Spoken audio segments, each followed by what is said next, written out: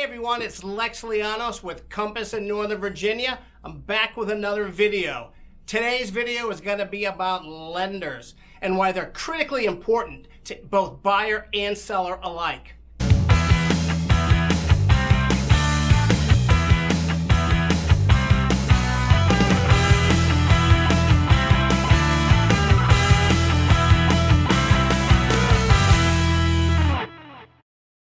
So what you might not understand is how critical the lender is to the process.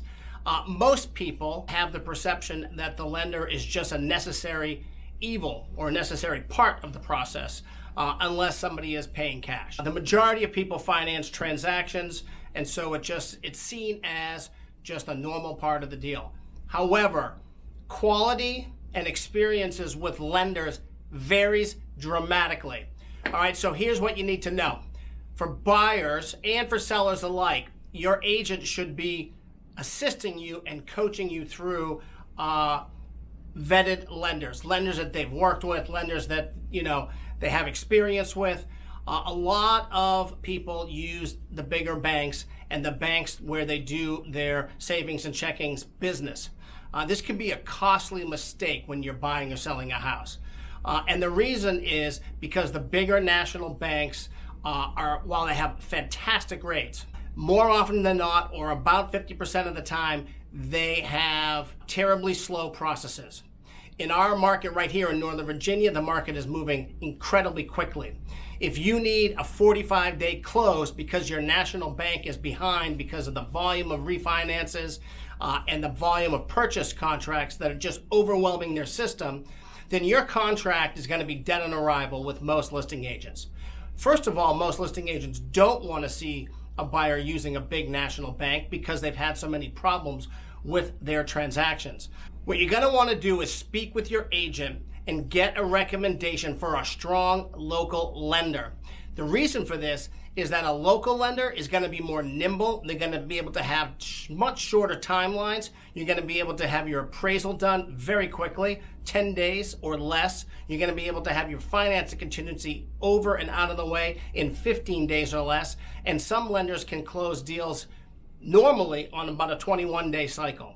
Now, you may not want to close that fast, but if you're competing against another offer and you have those timelines or shorter in your contract compared to another buyer at around the same price who's got double the timeline, so 21 days for appraisal, 25 or 28 days for financing contingency, and 45 days for settlement, which offer is the seller going to take? The one with the shorter timelines. And for sellers, what you need to know is the bigger banks typically tend to screw up deals more than a strong local lender. Their systems are decentralized. The left hand doesn't know what the right hand is doing. There are no personal relationships involved, so Mike can't walk down the hallway and talk to Sally, the underwriter, and say, hey, can you move this deal to the top of the pile today because I have deadlines that we need to hit?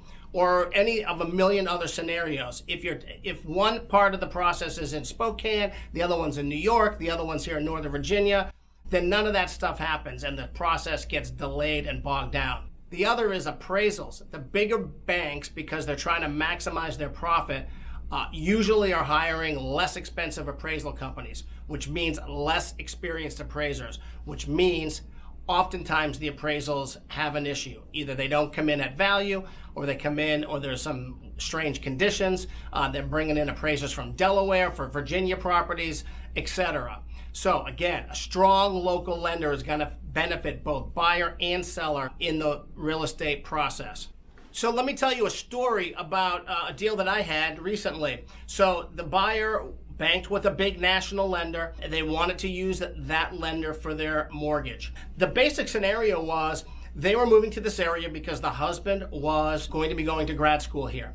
They were coming from New York. The wife was a doctor. She was a partner in a practice up there. Because of their move here, she sold that practice and she went to work for a hospital system here.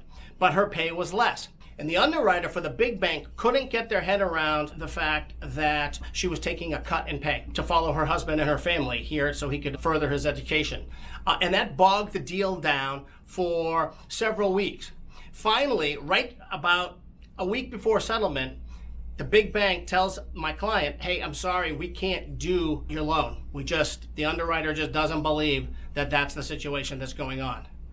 So I connected them with a strong local lender, my preferred lender. He had the deal done, literally done from start to finish, appraisal, financing, everything, documents, everything, closing in 9 days.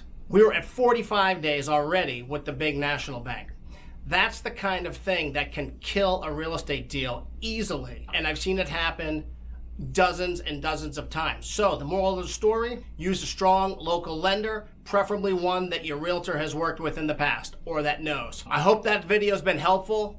I know it's challenging out there with both coronavirus and the incredibly overheated market. If you have any questions, we'd love the opportunity to chat with you and help you through this. You can reach us by email or phone. Please subscribe below and give us a thumbs up. Stay healthy, stay safe, and we'll talk to you soon. Bye-bye.